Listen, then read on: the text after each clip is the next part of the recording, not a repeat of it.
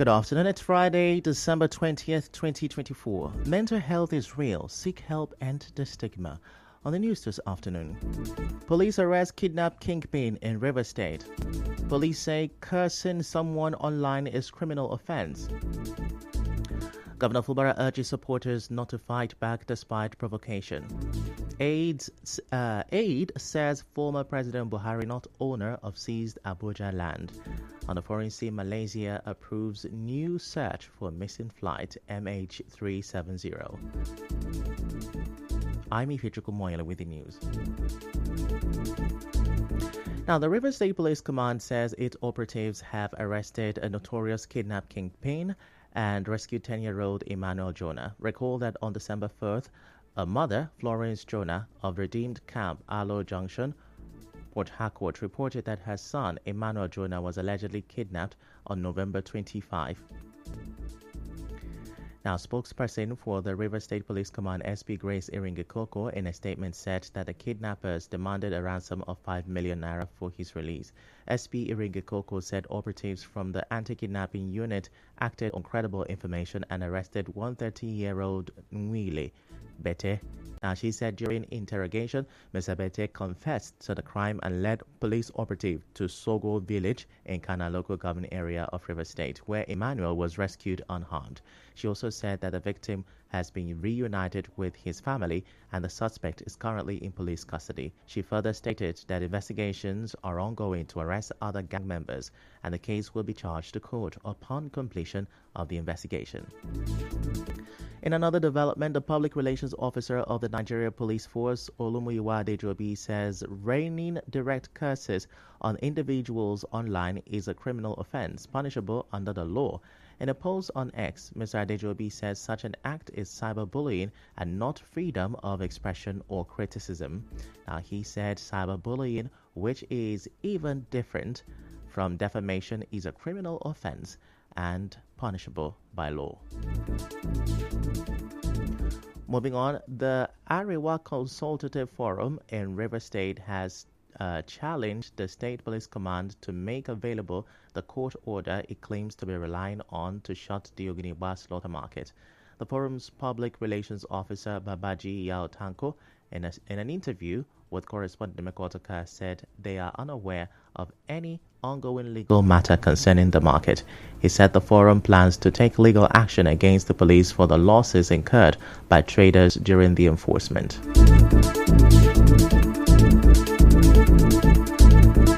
There is no any matter the place for us, but there is no any matter that will stop us from operating there. Only if there is a matter from the community, okay. They should publish it or they bring it to us so that we know where to start from. That we are going to challenge any activity that they do for us. We are going to challenge it anywhere because we are also Nigeria, so we are investing in that place. So since that things happen like that they cannot handle the matter professionally, so it means that we have to at least get the court order so that we will know from where to start again. Mr. Yao Tanko said many of the traders have been forced out of business after investing heavily in the market in anticipation of Christmas sales. My members have lost a lot of money. Many of them cannot even do business. They are not doing anything. Many of them that have lost money there. By the accounts and by the shit that we do there, we have spent a lot of money. We have no any hope. Recall that the River State Commissioner of Police Mohammed Mustafa had said that the officers were deployed to maintain peace and ensure compliance with the court order after the traders accused the police of chasing them out of the market, despite directives from the chairman of Obiakpo Local Government Area Chijoke Huwa and the Oginiwa community leadership to resume business operations. Meanwhile, the chairman of the Urban Drivers Welfare Association Toba Unit, Obio, River State Bestman Chile, says commercial drivers plying the Mile 3 axis of Port Harcourt are still being harassed by tax force officials despite the ban on their activities. In an interview with our correspondent, Mr. Chile said the task force officials who claim to be working for the Port Harcourt City local government area forcibly seize vehicles and physically assault the drivers if they refuse to pay a fee. Now, he also claimed that the drivers are made to pay 50,000 naira before releasing their vehicles.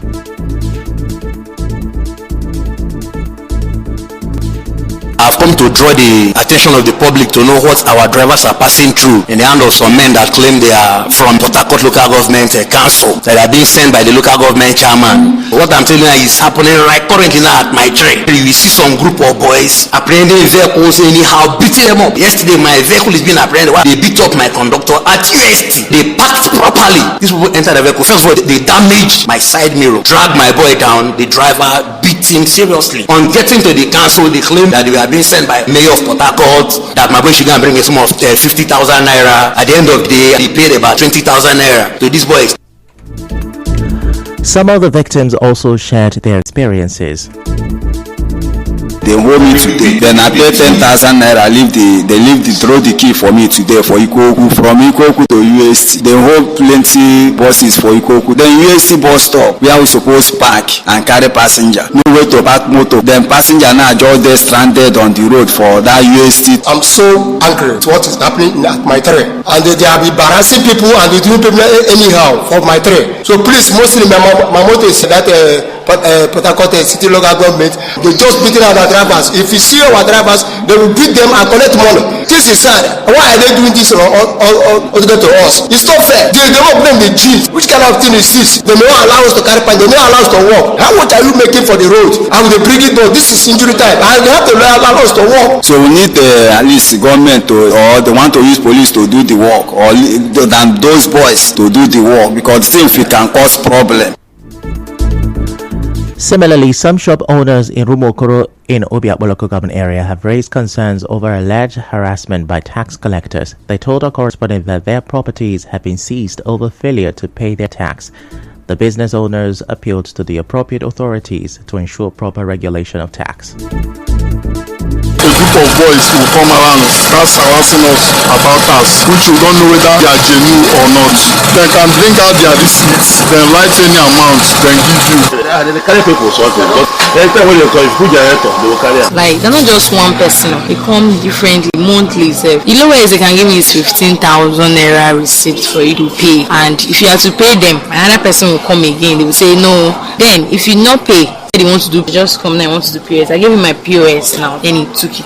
He ended up paying 15,000 naira that day with lots of begging. Government should just make it let it be genuine. So government have to control the system, make sure say they arrange it well so that we that is paying, we know where we are paying our tax to. Still to come, Governor Fubara urges supporters not to fight back despite provocation. Stay with us.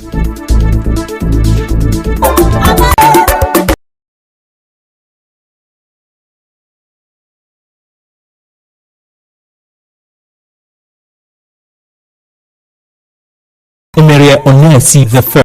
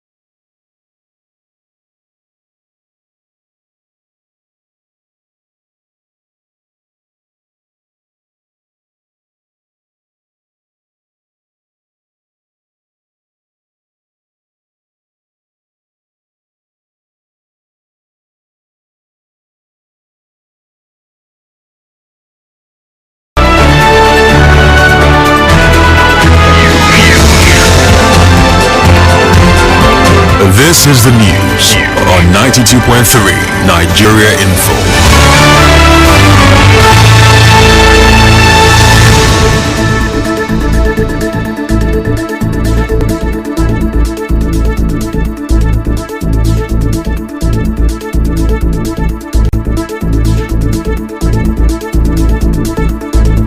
Yeah, welcome back. And now the rest of the news. Rivers State Governor Siminalayi Fubara has appealed to his people in the state to resist the temptation to fight back even in the face of provocation. Governor Fubara spoke on Thursday when he led the Obong of Calabar, His Eminence Edidem Ekbo Okon Abasio, to the 5th to inaugurate the newly built palace of the chairman of River State Council Traditional Rulers, Ezechike Nwalunwodo, in Rumibo, Obiakpo local government area of the state. Now, he insisted that in all circumstances, his supporters must maintain the peace in the state. The only thing I will ask in return is continue to support this administration, be law abiding. That is the only way we can get more progress and development into your community. No matter the level of provocation, try control your temper. We don't use fights to resolve fights. Using peace applied in a very, very artificial intelligence method to defeat trouble. So please, I know that when we finish this thing, they might be taking some of you to court today, but just be strong. We're there. We're there for you. Away from that, the spokesperson to former President Muhammadu Buhari, Garba Shehu, says the former president does not personally own the revoked land in the FCT. Recall that former President Buhari's name was contained in Thursday's report revealing the Federal Capital Territory Minister Nyesom Wike's decision to revoke land titles belonging to several high-profile individuals. But reacting to the report, in a statement, Mr. Shehu said the said land is allocated in the name Muhammadu Buhari Foundation. He said the foundation was floated by some individuals around the former president who went about it in a lawful manner with the support of a number of well-meaning persons. And now, human rights lawyer Dele Farotimi has been granted 30 million naira bail by a magistrate court in Ekiti State. Mr. Farotimi arrived at the Ekiti Magistrate Court this morning amidst the heavy presence of police officers and other law enforcement agents. His arrest follows a petition filed by a prominent lawyer and senior advocate of Nigeria, Afe Babalola. The magistrate, Abayomi Adeoshu, also ruled that Mr. Farotimi would also not grant media interviews during the pendency of the case. The police accused Mr. Farotimi of criminally defaming Afe Babalola in a book titled Nigeria and its Criminal Justice System. Elsewhere, 35 minors have been confirmed dead in a stampede at a farm fair held at Islamic High School, Orita Bashoru, Ibadan. The incident happened on Wednesday, and the Oyo State Governor Seyi Makinde has vowed to investigate the circumstances surrounding the tragedy. Governor Makinde also said the state government will arrest those responsible for the incident and commiserated with parents whose children were involved in the stampede.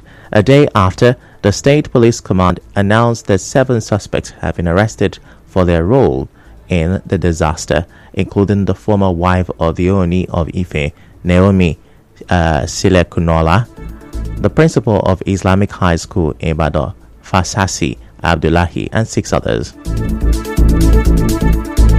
In business, the Central Bank of Nigeria, CBN, says businesses have projected further depreciation of 5. The CBN, in its Business Expectation Survey report for November 2024, noted that firms' outlook on the volume of business activities, financial conditions, access to credit, volume of total orders, and average capacity utilization were not hopeful. It said businesses expect the naira to depreciate in the current month, next month, and next 3 months, but appreciate in the next 6 months. The report also showed that businesses hope to employ more workers in the month of December 2024, with the agriculture sector having the highest prospects for expansion. Meanwhile, the CBN, in its latest Consumer Expectation Survey report, said households projected a rise in the cost of transportation, rent, car/vehicle, house purchase, and medical expenses this month. In entertainment, Nigerian singer Tems has continued to hit new career milestones in the United States, where her debut album Born in the Wild has now been ranked among Billboard's best R&B albums in 2024. In sport, Manchester United have scouted Atalanta's Edison, and the Brazilian central midfielder is one of the few players the club are giving serious consideration to signing for the position. And now, we'll bring you news from around the world.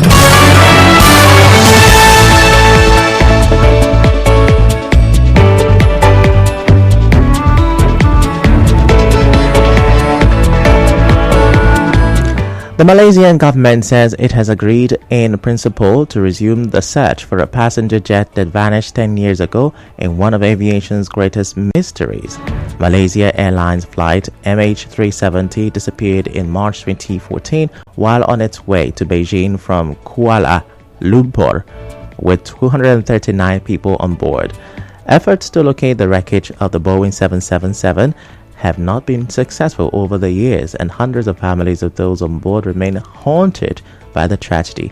Today, Malaysia's Transport Minister Anthony Loke said the cabinet approved in principle a $70 million deal with US-based marine exploration firm Ocean Infinity to find the aircraft.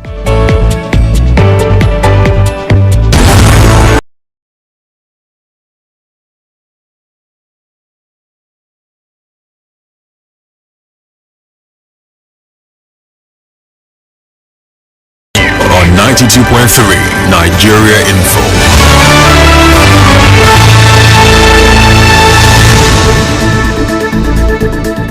On the news this afternoon, you heard the police have arrested a kidnapped kingpin in River State. Governor Fubara has urged supporters not to fight back despite provocation. An aide to former President Buhari says he is not the owner of the seized Abuja land. On the foreign scene, Malaysia has approved new search for missing flight MH370. The news was edited by Martha Okere. To reach the news team, send an SMS or WhatsApp to 0808-721-7215. I'm Ifechukwu Moyeli. Many thanks for listening.